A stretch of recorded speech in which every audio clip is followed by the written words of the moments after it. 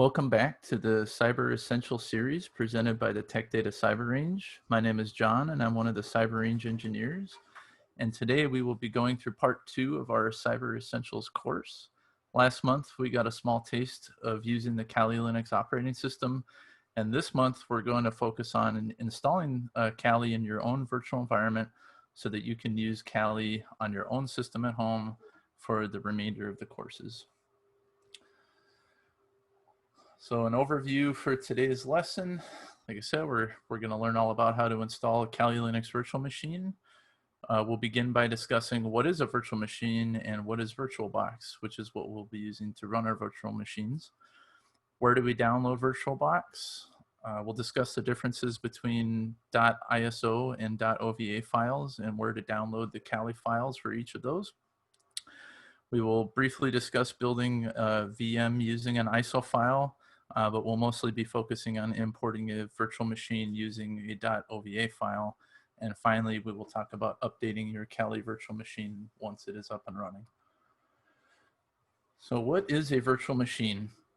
To put it simply, a virtual machine is a set of computer files that run a physical computer and behave like a physical computer, but those files create an emulated computer system. Virtual machines allow for the user to operate several computers inside a single system, such as a server or a laptop. And virtual machines also have networking capability, which means that they can be addressable on a network. So what is VirtualBox? VirtualBox is an open source software, machine emulation software that enables a user to install and operate one or more virtual machines. This can also be called a hypervisor or virtualization software. VirtualBox is known as what's called a tier 2 hypervisor, which is its best use case is for at-home usage of virtual machines. In the enterprise, you'll hear the term tier 1 hypervisor, and this is more what you want in a big enterprise environment. An example of a tier 1 hypervisor would be VMware ESXi. Where do I download VirtualBox? It's pretty straightforward. Just head on over in your web browser to virtualbox.org. Go to the download section. The only catch is you'll just have to follow different instructions based on the operating system that you were installing it on. Most of you will likely be Windows users. Installation is pretty straightforward. And then once you download and install your virtualization software, you may then run any other operating system that you install inside your virtual machine. So now we'll talk about the differences between ISO and OVA files. Since VirtualBox is a tier 2 hypervisor, it will allow you to run VMs alongside your existing applications through emulating the hardware from your host as if it was its own physical machine.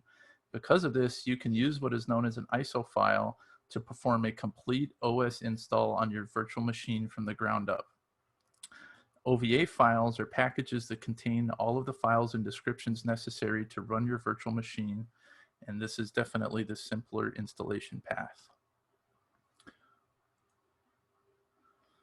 So building a virtual machine using an ISO, this specific method is going to be beyond the scope of this current training, as it would require us to build a virtual machine container and then perform that full operating system install from scratch. So for this reason, moving forward, we will use the import function using OVA files. So importing a virtual machine using an OVA. First, you need to go and download the Kali OVA file. Go to the link you see here on the screen. Offensive Security is the group that actually authored and built the Kali OS. You can, if you don't have the ability to copy this link from the video, you can just Google Kali OVA and it will generally be the first link you see in the search results. Once you go to this link, scroll down and make sure that you select from the VirtualBox list.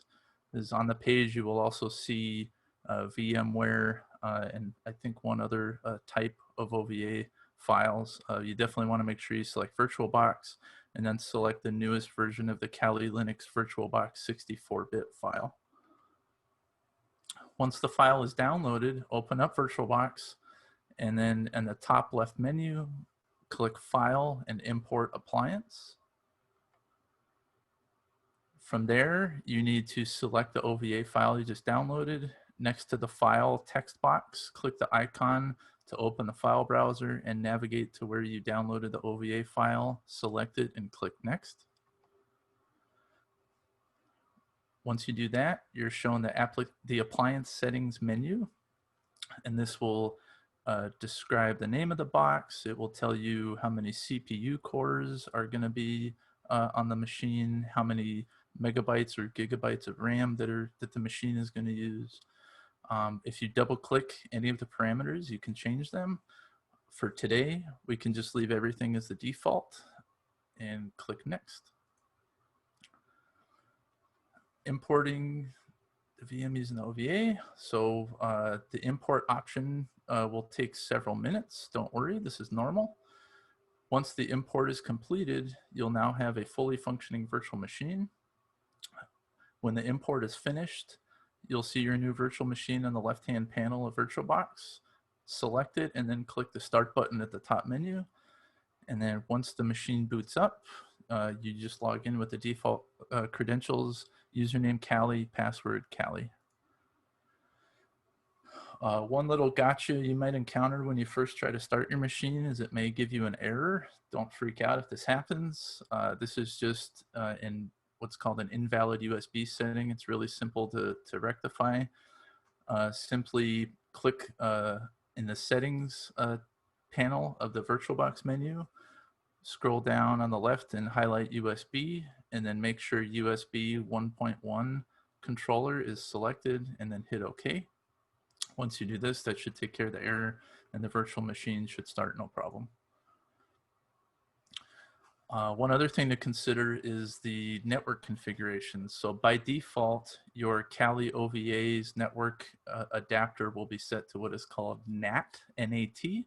With this option, the VM will not have its own IP address on your LAN, and it will not be able to see or talk to other hosts within your network. This has advantages and disadvantages, but you should still, with this type of network connection, be able to connect to the internet.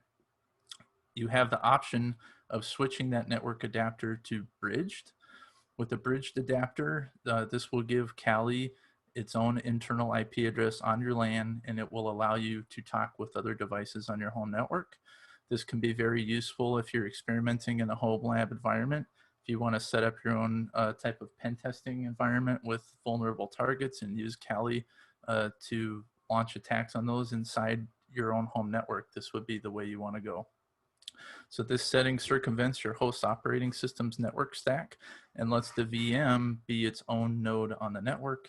To do this change, you click on Settings and then Network, go to Adapter 1 and click on the drop-down menu and switch it from NAT to bridged adapter. One other thing we want to consider with not just with this Kali install, but with any new virtual machine you build, you definitely want to make sure to update the operating system. So once you're logged into Kali, open up a terminal by either clicking the terminal icon in the top left menu or by pressing Control-Alt-T all simultaneously. When the terminal opens up, you're going to type this long command here. If that looks like gibberish to you, don't worry, it'll all make sense as we go through this course. We can break this down right here a little bit. So the whole command reads sudo apt update and sudo apt upgrade -y. So sudo is a command that elevates your privileges and allows you to run the command as a super user. The and symbols here allows you to join together two different commands.